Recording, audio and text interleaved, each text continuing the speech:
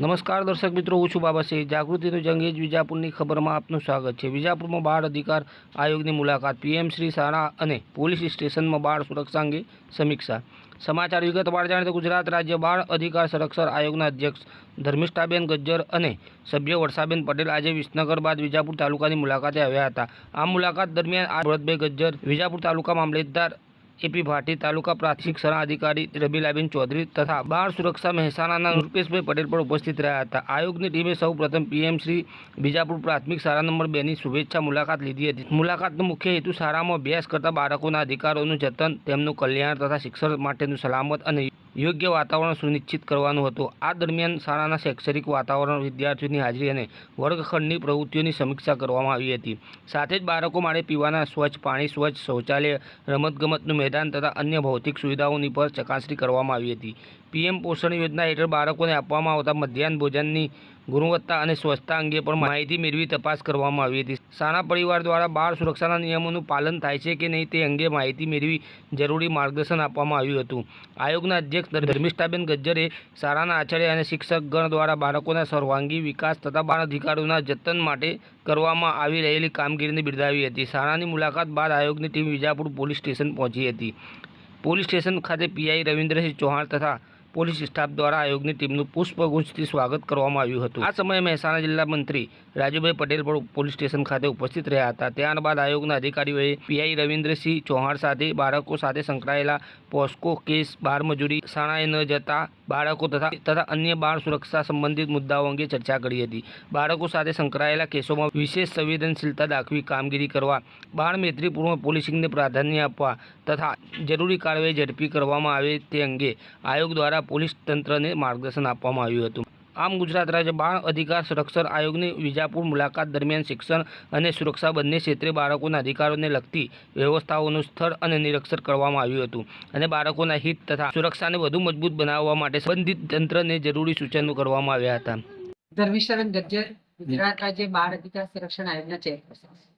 આજ રોજ ક્યાંક ના ક્યાંક ગુજરાતના જિલ્લાઓમાં એટલે કે જવાબદારી મળી ત્યારથી ક્યાંય પણ કોઈ કાર્યક્રમ હોય, સામાજિક કાર્યક્રમ હોય, શૈક્ષણિક કાર્યક્રમ હોય, એ અંતર્ગત દરેક જિલ્લાઓમાં સરકાર જે કામ કરી રહી છે એની સાથે બાળકો માટેની જે પણ યોજનાઓ છે, બાળકોને મળેલા અધિકારો છે, એ અધિકારો ક્યાંક ના ક્યાંક કોઈક જગ્યાએ ઉલ્લંઘન ન થાય, એ બાળકોને મળેલા અધિકારોનું રક્ષણ થાય, એના માટે દરેક જિલ્લાઓમાં ક્યાંક સ્કૂલો હોય, આંગણવાડીઓ હોય, કોઈ પણ સંસ્થા હોય કે કોઈ પણ ઓબ્ઝર્વેશન હોમ હોય, ત્યાં અમારી અવારનવાર મુલાકાતો પણ થતી હોય છે.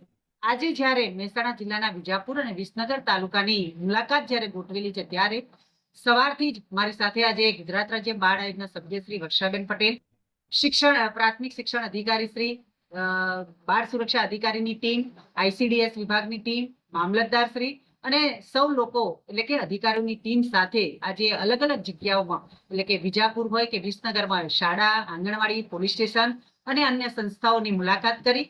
ત્યાં બાળકોને પડતી કોઈ મુશ્કેલી હોય, ક્યાંક બાળકોને મળી રહ્યું છે, નથી મળી રહ્યું, તો સાથે બેસી સંચાલકો, શાળાના આચાર્યશ્રીઓ, શિક્ષકો એ તમામ લોકોની સાથે મળી બાળકો સાથે સંવાદ કર્યો છે. વિશેષ કરીને અમારો આશય એ છે કે બાળકોને જે મળેલા અધિકારો છે, બાળ અધિકાર જાગૃતિ અંતર્ગત જે બાળકોને એનાથી અવેર કરવા છે, બાળકો મજબૂત બને, બાળકો સ્ટ્રોંગ બને અને એમને મળેલા અધિકારોનું કે ઉલ્લંઘન ન થાય, એનાથી બાળકો વાકેફ થાય, એના માટેના અમારા સમગ્ર જગ્યાએ એટલે કે ગુજરાતના તમામ જિલ્લા, તાલુકા અને ગ્રામ્ય લેવલે અમારા છેક ગામડાઓ સુધી અમે પહોંચી અને અવેરનેસ કાર્યક્રમો કરી અને શાળાએ, સંસ્થાએ જઈ અને અમારો મુખ્ય હેતુ કે બાળ અધિકાર જાગૃતિ કાર્યક્રમ કરી બાળકોના અધિકારોનું ક્યાંય ઉલ્લંઘન ન થાય, સરકારની જે કામગીરી છે, સરકારની જે યોજનાઓ છે, સરકાર નિર્ણય કરે છે, એ તમામ લોકો સુધી પહોંચ્યા છે, નથી પહોંચ્યા એ પણ ક્યાંક મોનિટરિંગ કરી અને લોકો સુધી જ્યાં ન પહોંચ્યા એ યોજનાઓ કેવી રીતે પહોંચે એના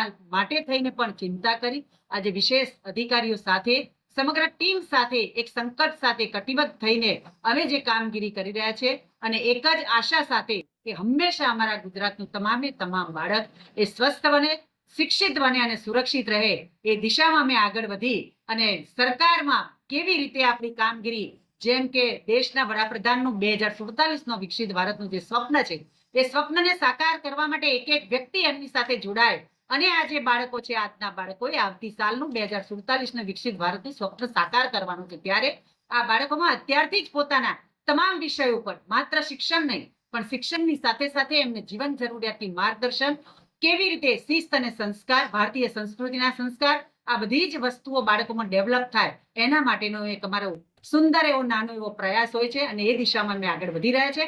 અમારી સમગ્ર ગુજરાત રાજ્ય બાળ આયોગની ટીમ એ બાળકોની સાથે બનતી ઘટનાઓ સાથે પણ હંમેશા તત્પર રહી અને બાળકોને ન્યાય અપાવવાની કામગીરીમાં પણ હંમેશા તત્પર છે. ગુજરાત રાજ્ય બાળ અધિકારની સમગ્ર ટીમ અમારી જે સભ્યો છે એ દરેક જિલ્લાઓ અમે ડિસ્ટ્રીબ્યુટ કરેલા છે. એ જિલ્લાઓમાં જઈ અવારનવાર આવી રીતે સંસ્થાઓની મુલાકાત કરી, લોકોને સાંભળી, બાળકોની સાથે સંવાદ કરી અને એમાંથી કંઈક પ્રેરણા મેળવે છે અને ક્યાંક જરૂર પડે તો એ સૂચન સાથે પણ એ પ્રેરણા આપી અને સમગ્ર ગુજરાતના બાળકોને સ્વસ્થ બનાવવા માટે, સુરક્ષિત બનાવવા માટેના અમારા પ્રયત્નો છે. એની સાથે સમગ્ર કેમ દેશના વડાપ્રધાને જે કહ્યું છે કે સૌનો સાથ, સૌનો પ્રયાસ, સૌનો વિશ્વાસ અને તો જ સૌનો વિકાસ થાય. આ સૂત્રમાં સૌ સાથે મળી આગળ વધીએ તો જ આપણું 2047નું વિકસિત ભારતનું સ્વપ્ન સાકાર થાય. તો એ એવું અમારું માનવું છે. અસ્તુ. ભારત માતા કી જય. જય હિન્દ.